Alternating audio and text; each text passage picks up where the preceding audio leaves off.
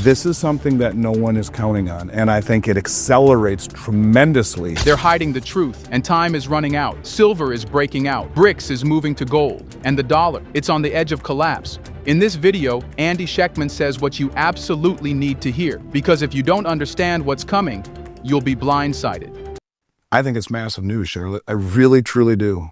Ultimately higher than anyone thinks possible. I think it's the most undervalued asset on it. The word that I think of is asymmetrical, low downside, high upside. I have been one of the few people who have either been too stupid or had the guts to say that I believe it's the military-industrial complex that has been suppressing the price of silver for a very long time. And I think they've gotten caught. Let me explain. Most of my career, no one ever stood for delivery. Never stood for delivery. Right now, we see the LBMA, the London Metals Exchange, which has watched its inventory. If anyone out there Googles silver stockpiles LBMA, you'll get a graph. And it's like a ski hill. It's straight down to the lowest level of silver since they started keeping records in the 140-year exchange. It's being drained. Now, the LBMA is a T+1 settlement, meaning T for trade plus one settle. Third day your metal is moving. Well, they're telling us that it's T+8 weeks because they don't have enough in the way of trucks or manpower to move it. David Jensen, who does an amazing job on Substack, will tell you that they have 190 million ounce float.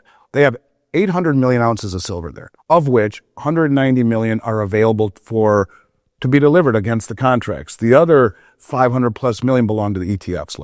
But they trade over 1.9 billion, excuse me, yes, 1.9 billion ounces per day is what they are in essence doing. The number that they really do is roughly 200 million ounces per day. That's what they post.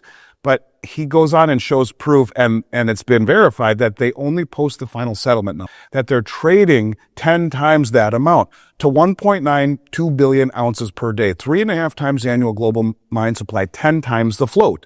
So if everyone stands for delivery, and you only have 1/10 the silver there, do you see a problem? Well, yeah, we're T+8 weeks now. Sorry, not the T+1 that we told you because we don't have enough in the way of trucks. So let me back that up. How does it all happen?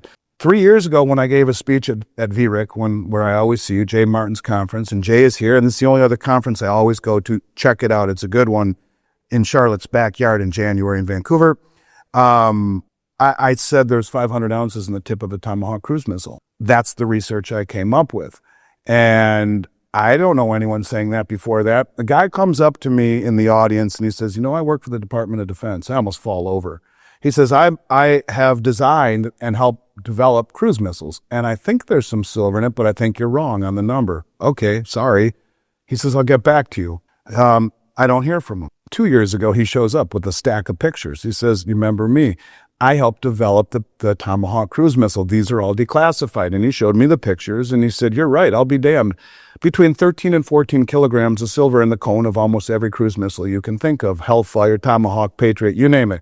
And all sorts of high-tech weaponry and aerospace and submarines, they all have what he wants to do. He's calling for a unified settlement currency, not a unified currency, but a unified settlement currency. And last time you and I talked, we talked about that in the respect of what is called the unit. The unit settlement currency was something that was agreed upon in principle by a lady named Dilma Rousseff, who was the former president of Brazil and the head of the BRICS New Development Bank, and Sergei Lavrov. I don't know if it was Lavrov or Sergei Glaziev, one or the other. I get mixed up sometimes with the two Sergeys because I want to talk about what Sergei Lavrov said here in a moment.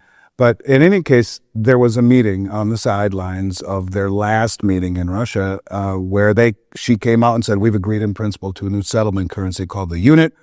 It will be traded over Mbridge. And Mbridge is the cross-border payment system that was developed by China, Thailand, Hong Kong, and the UAE in conjunction with the Bank of International Settlements Innovation Hub. Now, the Bank of International Settlements is the central bank, the biggest bank in the world, very powerful. And what they did at the 12th hour, in my mind, is espionage. In my mind, it's right out of a James Bond. And there's a man there who I believe his tenure just came to an end. His name was Augustus Carstens. He looks like Augustus from Willy Wonka grown up. Seriously, a big portly guy. And he says, we can't be involved with a cross-border payment system that would allow countries to circumvent Western sanctions. So we're pulling the plug at the 12th hour. embarrassing them. And it's as if he just realized that Russia was the R in BRICS at the 12th hour after 4 years of building this Chinese technology through the BIS Innovation Hub, which would have assimilated, so to speak, or integrated this technology into the system, which would have hopefully meshed with SWIFT as an example. So they got very angry and things have kind of gone dark for a while. If you've noticed, there hasn't been a lot of conversation around it.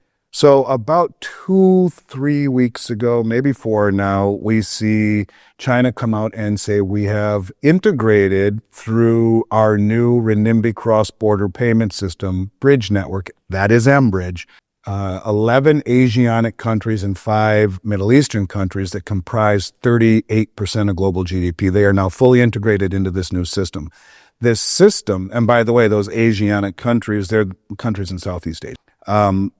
These countries combined are 38% of global GDP, and this system settles in 7 seconds, not the 3 to 5 days that it takes with SWIFT. No going back between dollars and your local currency 4 times to do a transaction with another country. No, it's 7 seconds with a 98% reduction in fees. And so right now you have those countries already signed up to it. Now, I want people to think about something before I explain what Sergey Lavrov just said. Because to me, the pushback against BRICS, Charlotte, is it's not big enough. And Daniela DiMartino Booth kind of said something like that here at the conference, and I think her and James Rickards got into a little bit of a tussle over it all. He disagreed with her. I do too, respectfully, because if you just focus on BRICS, I guess I could understand that. And okay, 10 countries, and even though they are a growing a growing group of countries and legitimacy, is that enough to challenge the Western hegemony? Maybe to a degree, maybe not. But what got me into the BRICS to begin with was understanding the Belt Road Initiative and the Shanghai Cooperation Organization. Those two organizations alone, the SCO is the largest regional military and financial organization on the planet that comprises roughly 50% of human population and 35% of global GDP in and of themselves, all right? The Belt Road Initiative is 70% of human population, about 48 to 50% of global GDP. Now, there's overlap between the Shanghai Cooperation Organization and the Belt Road, but I want you to think about it this way. You add in the Shanghai Cooperation Organization, you add in the Belt Road Initiative, because, along with the BRICS, because what we just found out about 2 weeks ago was that the yuan is now convertible into gold through the Shanghai Metals Exchange, and that they are building a network of multi-jurisdictional vaults starting in Hong Kong, in Saudi Arabia, and then all throughout Africa and Asia, and probably into South America to internationalize the yuan, where we pay for goods with yuan and settle imbalances in gold. So if I'm China, I buy gold from you, Saudi Arabia, I pay it in yuan and settle gold in the vault in Saudi Arabia. You can pull the gold right out of there. These multi-jurisdictional vaults allows it to be in various jurisdictions without it being in one central location. So keep all of this in mind. So you got all of these players that represent, goodness, close to 90% of human population. The Belt Road, SCO, Shanghai Cooperation Organization, the BRICS, and then the Eurasian Economic Union. Now, you got the president of Belarus who said the Shanghai Cooperation Organization and the Eurasian Economic Union should be melded into BRICS. They're all the same players. Okay, hasn't happened yet. But the same thing is true with the Belt Road. Largely underdeveloped, resource-rich, and China comes in and builds up the infrastructure, roads and bridges and maritime channels and railroads, and allows them to build gold and silver mines and oil refineries, and allows them to industrialize through their natural resources. They get a piece of it. All of this is in a thrust to develop not only the yuan, but in my mind, to set an infrastructure for the BRICS. Why do I say that? Because Sergey Lavrov came out 2 weeks ago, and no one is saying this. To my mind, everyone is saying what I'm saying right here. Vince Lancy has done an amazing job talking about this.